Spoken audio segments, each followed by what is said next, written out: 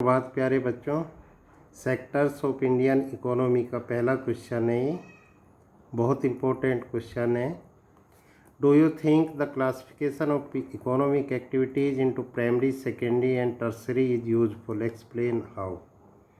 क्या मानते हैं कि आर्थिक गतिविधियों को प्राथमिक, द्वितीयक एवं तृतीयक क्षेत्रों में विभाजन की उपयोगिता है? व्याख्या कीजिए कैसे।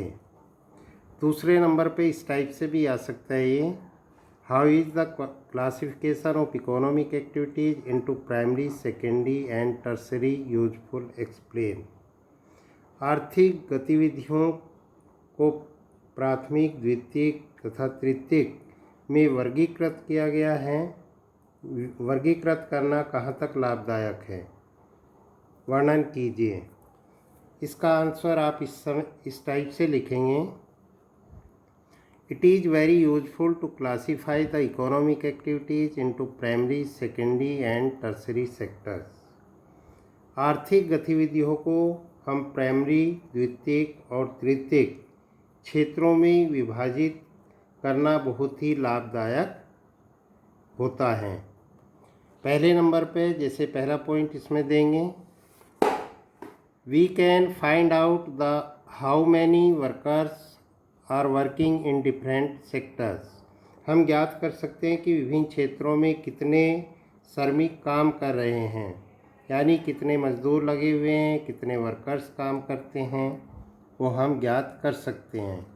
सेकेंड नंबर पे we can find out what is the share of each sector in the gross domestic product और the GDP। हम ज्ञात कर सकते हैं कि जीडीपी में हर क्षेत्र का कितना भाग है।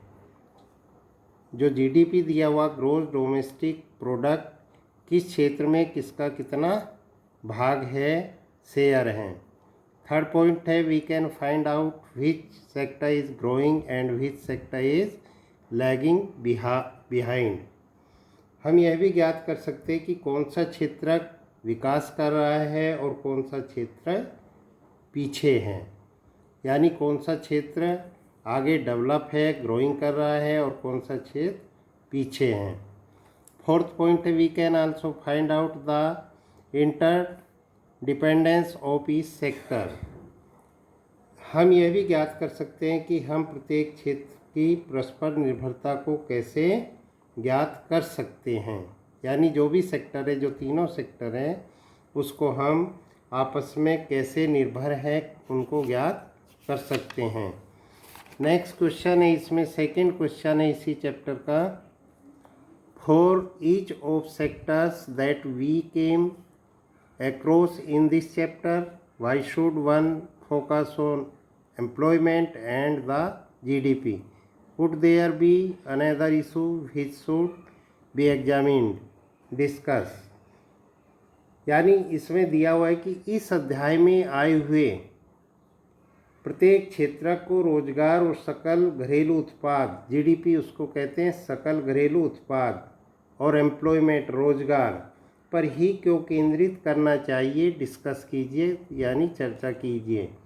ये इम्पोर्टेंट क्वेश्चन है, बोर्ड में आते हैं।